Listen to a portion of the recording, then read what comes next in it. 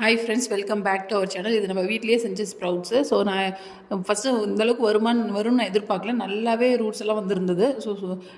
அதுக்கப்புறம் இந்த ஸ்ப்ரவுட்ஸ் நான் ஆட் பண்ணிக்கிறேன். ஆட் பண்ணிவிட்டு கொஞ்சம் இஞ்சி ஆட் பண்ணிக்கிறேன். அதுக்கப்புறம் ஒரு பச்சை மிளகாய் ஆட் பண்ணிக்கிறேன். அதுக்கப்புறம் கொத்தமல்லி தழை ஆட் பண்ணிக்கிறேன். கொத்தமல்லி தழை நான் கொஞ்சம் எக்ஸ்ட்ரா ஆட் பண்ணியிருக்கேன். நீங்கள் இன்னும் கொஞ்சம் கம்மியாக கூட ஆட் பண்ணிக்கலாம்.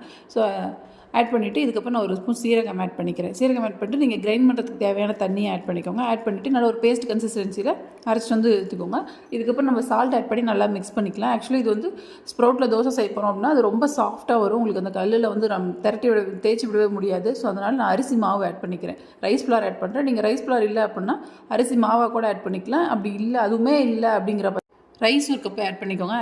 ரைஸ்னால் கிரைண்ட் பண்ணும்போது ரைஸ் ஆட் பண்ணிக்கிற மாதிரி இருக்கும். ஆட் பண்ணிவிட்டு நல்லா இது பண்ணி தோசை ஊற்றுங்க. தோசை ஊற்றுறதுக்கு உங்களுக்கு கொஞ்சம் கஷ்டமாக இருந்தது, வரல அப்படிங்கிறப்போ நீங்கள் இன்னும் கொஞ்சம் ரைஸ் ஃப்ளவரோ இல்லை அரிசி மாவோ எது இருக்கோ அதை ஆட் பண்ணிக்கோங்க. இதுக்கு வந்து தேங்காய் சட்னி வச்சு சாப்பிட்டிங்கன்னா அல்டிமேட்டாக இருக்கும். ட்ரை பண்ணி பார்த்துட்டு எப்படி இருக்குன்னு சொல்லுங்கள்.